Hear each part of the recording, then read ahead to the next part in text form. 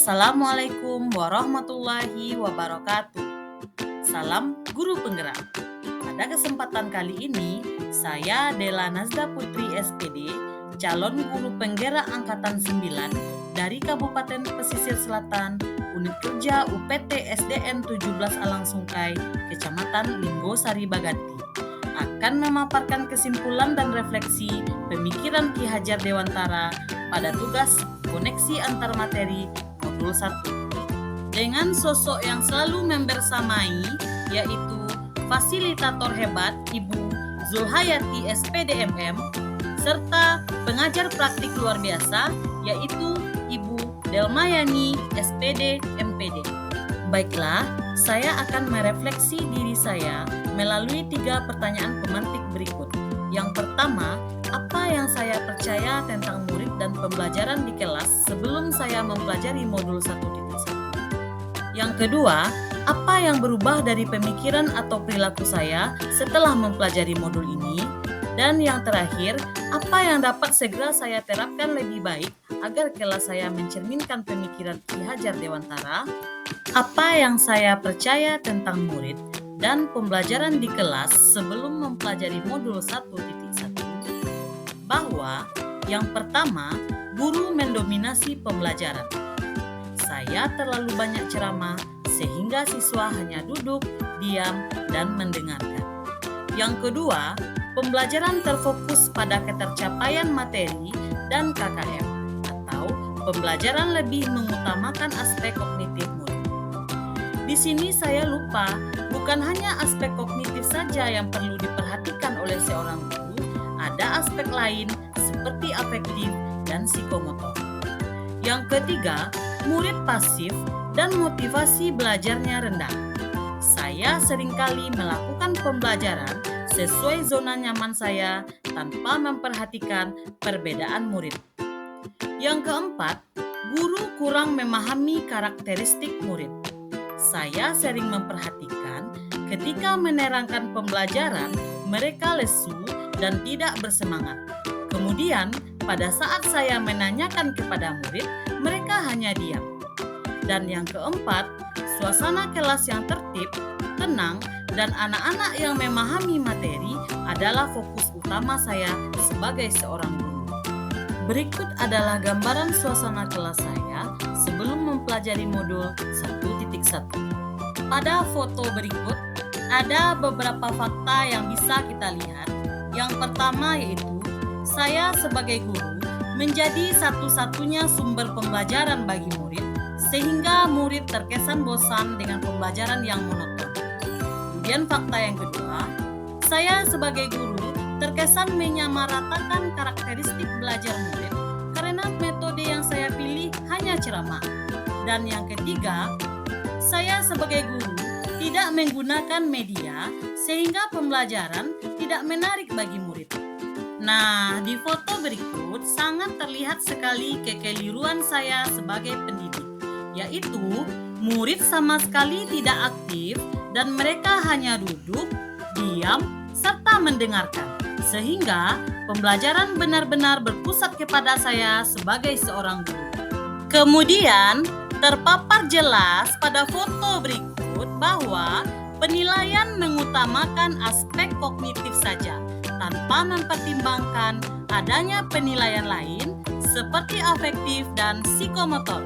Setelah saya mempelajari modul 1.1 yang berubah dari pemikiran dan perilaku saya antara lain, yang pertama, merubah pemikiran bahwa guru bukan satu-satunya sumber belajar. Apapun yang ada di sekitar kita bisa dijadikan sumber belajar. Anak bebas memilih sumber apa dan dari mana yang dapat mereka gunakan untuk belajar.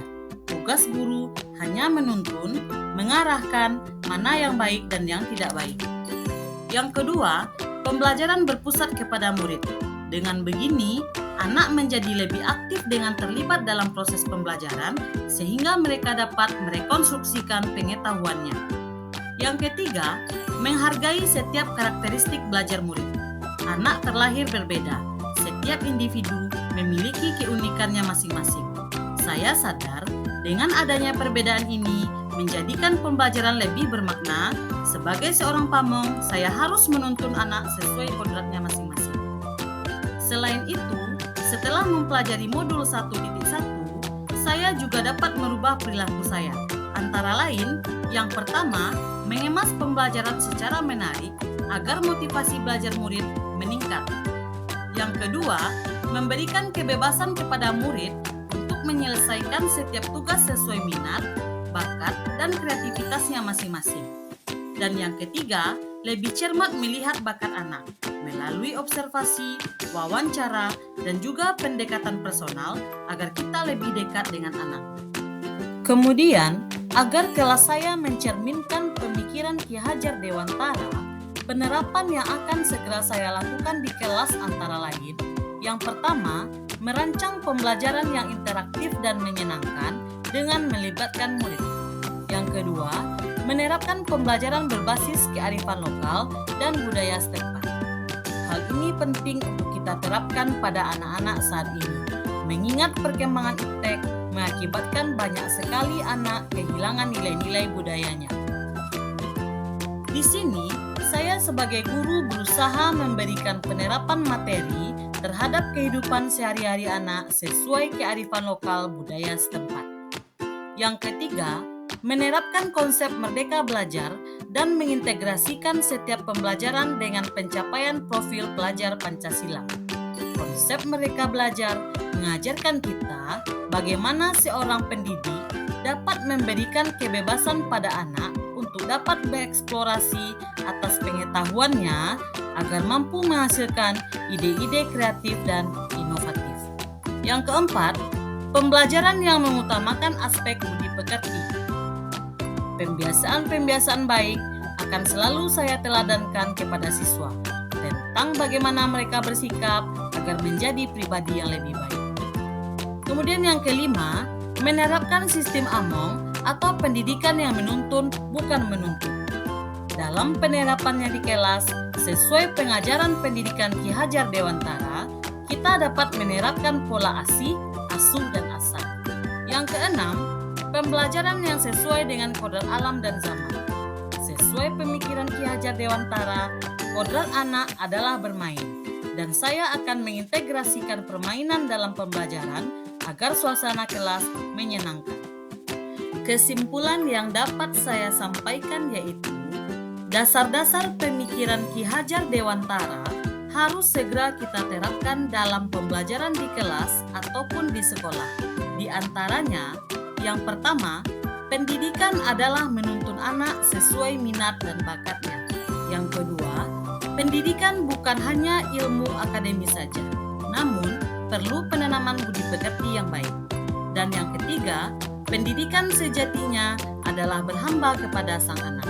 Demikianlah pemaparan saya tentang koneksi antar materi pemikiran filosofis Ki Hajar Dewantara.